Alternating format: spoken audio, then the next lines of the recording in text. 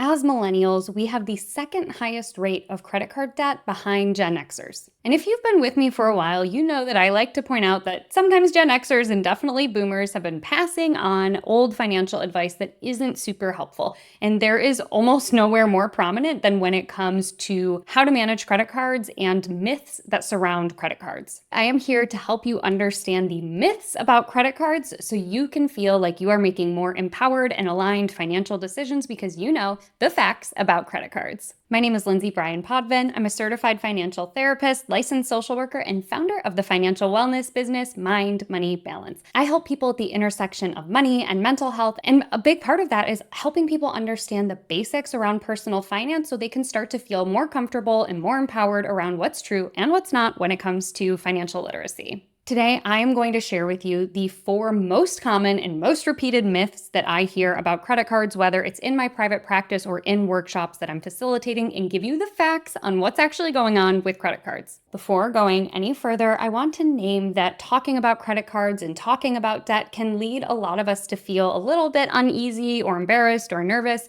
So I just want you to take a moment, maybe put your hand on your heart, take a deep breath, and know that this is a shame-free zone. I'm here to help you unlearn those myths without beating yourself up in the process. As I mentioned earlier, millennials have the second highest rate of credit card debt behind Gen Xers.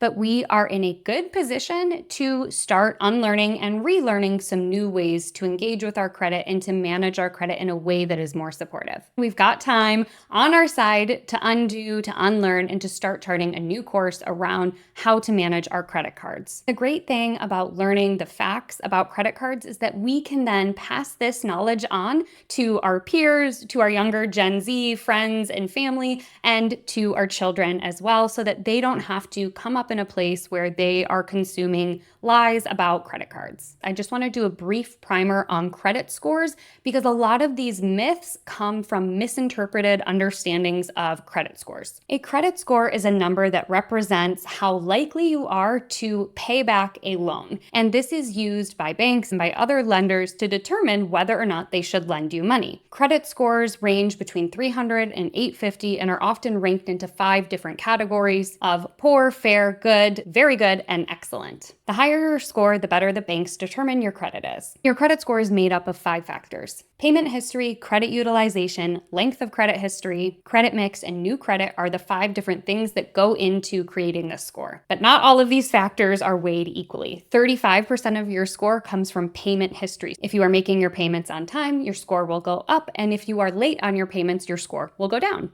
30% of your score comes from something called credit utilization. This is a fancy way of saying how much of the credit that you have available to you are you using. And it's a ratio. They want to know that you're using 30% or less of the amount of credit that you have available to you. So for example, if you have a credit card that has a limit of $1,000, you don't want to carry more than $300 on it. Otherwise, they will say that that is risky. They want you to keep this ratio at 30% or less. But that does not mean we still want to carry a balance. More on that to come later. 15% of your score comes from your length of credit history. So how long you've had your oldest account. Whether it's something like a credit card that you got in college or an auto loan, they want to know how long you have had credit available to you. 10% comes from something called credit mix. They want to see that you are responsible across different types of credit. So things like car loans, mortgages, and credit cards would all be counted as a credit mix. And the last 10% comes from something called new credit. This factor wants to see if you've recently opened a lot of new accounts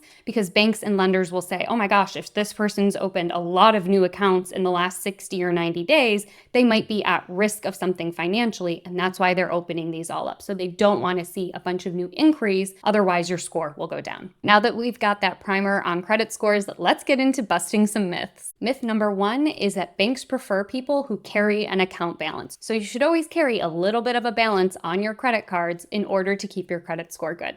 No, that is a myth. This myth probably comes from a misinterpretation of those first two factors that impact your credit score, your payment history and your credit utilization. In fact, when you carry a balance, especially if you carry a balance of 30% or higher of the amount of credit that you have extended to you, your credit score will go down. And paying your balance in full and on time is a good thing for your credit score. This got misinterpreted as you should always carry a little bit of a balance on your credit card. Instead of, you should pay your balance in full and on time. But if you have to maintain a balance, make sure it's under 30%. Because that I just said is confusing and a mouthful and hard to remember. So I can understand how this myth started, but I want to be crystal clear with you. Paying your balance in full and on time boosts your credit score because it's tied to those first two factors. And from a financial perspective, you do not want to carry a balance on your credit card. When you pay your credit card bill in full and on time, you do not have to pay interest. But if you only pay the minimum balance and you have a balance remaining on your credit card, that's when you start to accrue interest. And at the time of this recording, credit card interest rates are super high, ranging from 18 to 25%. Not only is carrying a balance a bad idea for your credit score, it's also a bad idea financially because if you are not paying your balance in full and on time, you're paying a lot of money to carry a balance. My favorite way to make sure that I'm paying my balances in full and on time is to make sure that everything is on auto pay. I can share with you my money management routine if you want to learn more and get behind the scenes on how I manage my money. Myth number 2, the best time to close a credit card is as soon as you have paid it off. No, this is false. The truth is, when you close a credit card, you are doing something to many different factors that impact your credit score. You are impacting the length of credit that you've had, and you're also impacting that very powerful utilization ratio. If you had 2 credit cards, one for $500 and another for $500, for a total of $1,000 of credit available to you, consistently charging about $300 a month, and you had $1,000 of credit extended to you, you're at or below that 30% ratio. But if you close one of those cards and now you only have a $500 credit limit, but you're still charging about $300 a month, now you only have $500 of credit available to you, which means it's much easier to go over that 30% ratio that I talked about earlier. You are now using 60% of your credit limit, which is going to drop your score significantly. If the reason you want to close a credit card is because it causes too much temptation or it's too hard for you to manage, but you have successfully managed to pay it off, congrats to you. A better choice instead is to literally hide that credit card from yourself.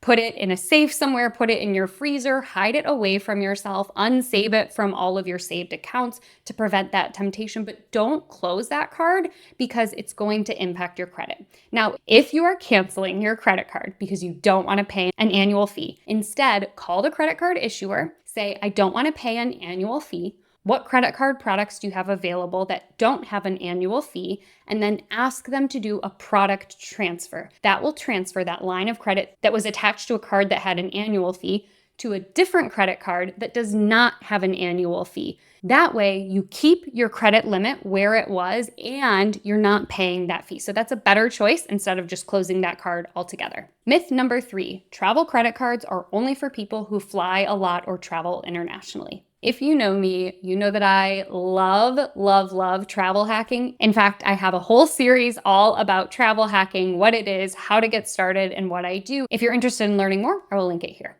If and only if you have the capacity to manage credit cards responsibly, pay them off in full, and you aren't tempted to overspend just to get points or miles.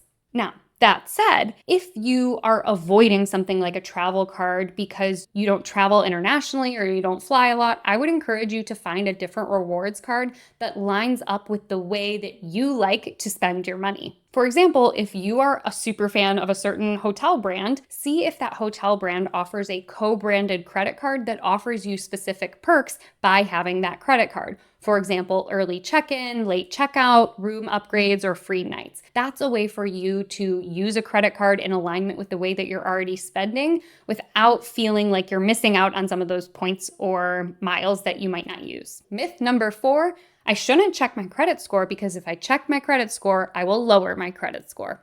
Fact. Being on top of your credit score and monitoring what your score is a great idea to make sure that your credit is where you think it is and the actions that you're taking are maintaining or improving your credit score. This is a dated myth that existed a little bit more 20, 30 years ago when you would have to pull your own credit report in order to see your credit score, but that just isn't the case anymore. There are so many free credit monitoring services that are called soft inquiries that will not negatively impact your credit. And through many banks and credit cards, you often have access to your FICO credit score so you can see it there. It's incredibly important to make sure that you're monitoring your credit, because if you're not and something happens, say somebody gets a hold of your identity or is making fraudulent charges, you might not be aware of it if you aren't actively monitoring your credit. So instead, I actually invite you to make sure that you're checking your credit either through your bank, your credit cards, or one of those free credit monitoring services to make sure that everything looks good. If you see something on your credit report that is a little bit fishy, that's when you can call and really address those issues right away. So if you see a credit card was opened in your name, but you know for sure that you haven't opened a credit card recently, that's a really good time to make sure that you shut down whatever is going on. Instead of summarizing all the myths, I want to leave you with the facts so that way you can take these facts with you. Fact number 1, banks will reward you with a higher credit score when you pay your balance in full and on time, and you'll also be rewarded because you're not paying interest. So make sure that you pay your full credit card balance. Truth number 2, do not close credit cards to try and increase your score. Instead, find different ways to prevent yourself from using that card if it causes too much temptation, or if you're trying to save money on an annual fee, call the credit card issuer and ask for a product change instead. Number 3, there are so many different ways to reward yourself for safe credit card usage. You don't have to be a jet setter to benefit from credit card rewards. And truth number 4, you should absolutely be checking in on your credit score and making sure that your credit score looks right and there's nothing fishy showing up on your report. If you're struggling to manage your credit card usage, learning more about your financial archetype can be really helpful. You can take my free quiz at mindmoneybalance.com/quiz to learn more about your unique financial strengths and challenges. See you next time.